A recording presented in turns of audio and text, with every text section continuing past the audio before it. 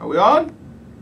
We're on camera. Okay, we're on camera. So, okay, now we're going to tell a story of the Kona Nightingale Ale.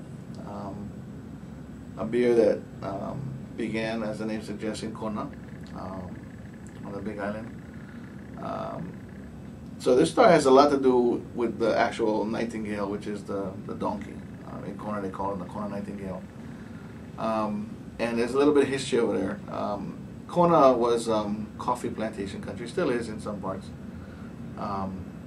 And coffee plantations on the side of that mountainous area. The donkey was the primary method of transport for the plantation workers because they could carry the heavy loads. You know, they could carry all the beans on those steep and slippery hillsides.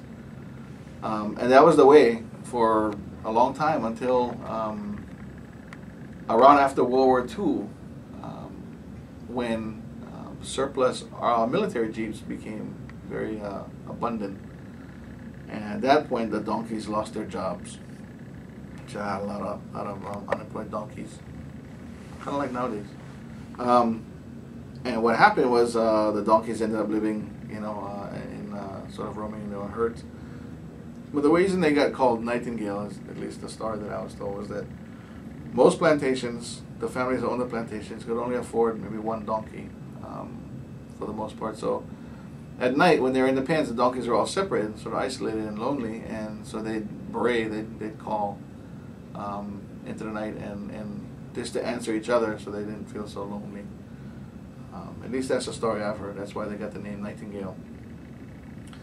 So what was interesting was around the late 30s, there's a teenager by the name of Samuel Kanoho, a Hawaiian kid, who as a hobby began brewing beer, his own beer, and he actually got pretty good at it and started dreaming of sort of doing some entrepreneurial things and becoming a full-time professional brewer. Around the end of World War II, about 1946 or so, he had saved up the money to actually give it a shot. So what he did is he bought all the equipment, leased himself a bit of land that he could start his brewery on. The problem was that after spending all the money for the tools and the equipment and the land, the lease of the land itself, he didn't have a whole lot of money left over for hiring employees. So what happened was the people of Kona at that time, recognizing that these wild donkeys were getting out of control, had corralled a bunch of the donkeys and were auctioning donkeys off one day in Kona, in North Kona. Kanoho heard about this and decided, well, that's my employees right there. So he went to the auction and decided that he was going to buy himself a donkey so he could get a laborer. And during the time when he first got to the auction, he stopped at the pen where all the donkeys were being kept. And all the donkeys, en masse came over, to him and started nuzzling him and being very friendly, except for one. One was like, the thing that had nothing to do with him. He was real ornery, grouchy, mean donkey. And he decided, well, that's got to be it. That's my guy then, because that thing is, as much energy as that thing is spent to be grouchy, that thing must be a good hard worker. So he actually was the only guy who bid on that particular donkey. So he got the donkey, took the donkey up to his new makeshift plantation, his brewery, and began working. He set up shop. He had maybe one batch already brewed, tasted the beer, it tasted like death. It was horrible. He was very upset. Oh, well, I must have done something wrong. Scrapped the whole batch, made a whole new batch of beer, brewed the whole thing, tasted it, tasted just as bad as the first one.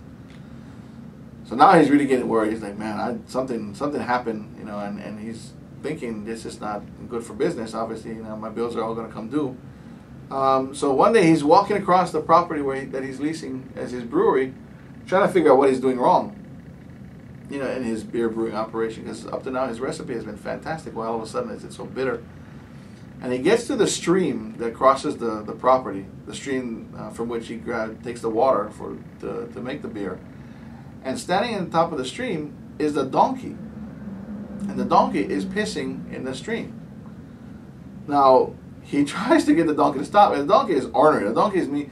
The donkey doesn't even have a name, because he said there's no sense giving the donkey a name, because no matter what I call him, he don't come, he don't answer. So he tries to reason with the donkey, explain to the donkey someplace else might be better to shishi. We need this water. He explains why, you know, you can't shishi in the water. The donkey ain't having that. The donkey actually starts shishing again. So, you know, he's miserable at this point. He can't get the donkey to stop pissing in the water, ruining his business. He's thinking, man, this is going to cost me a lot of money. I'm going to be drummed out of Kona in shame. I'm going to have to lose all of this stuff, all this equipment and money I spent. Just about that time when he's thinking about how he's going to have to pack everything up and hightail it out of there, his landlord comes to visit, and the landlord wants to see his operation, you know, make sure that he's going to be able to make a viable enterprise out of this. So the landlord says, hey, give me a shot of your new beer. Let me taste a glass of this new beer that you're making. And he's like, well, you know, it's not really ready and not perfected. No, let me just taste it. You know, I get it. Let me just try what you got so far. So he pours the landlord a glass of beer, and starts, you know, envisioning himself, you know, taking everything down and leaving town. And the guy takes a sip of the beer and then looks at him and doesn't say anything. He's terrified. And then the guy throws his glass back, swallows the whole thing, and tells him that's the best beer he ever had. And like, man, this beer is fantastic. You are going to be a hit. This business is going to be so successful. He raised his rent on the spot. That's how much money you're going to be making. I need to charge you more money to work over here. Took off, left.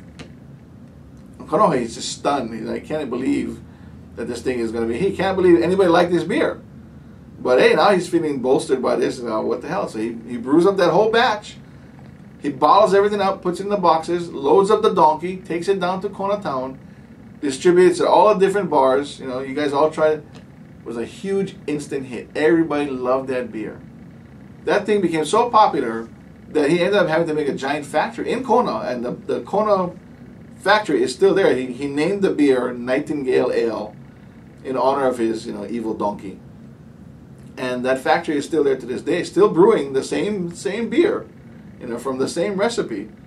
So, unfortunately, if you go there today, the original owner, Sammy Kanoho, and the original donkey were both killed in a bizarre domestic incident in 1961, and nobody really talks about that. But the factory stuff is still there. It's still pumping out beer.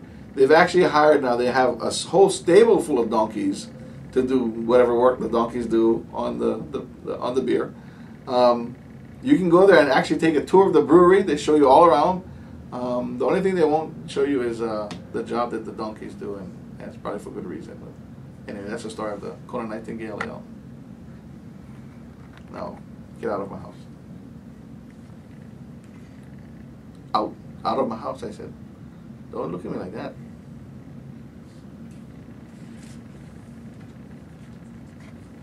Oh, I love that story.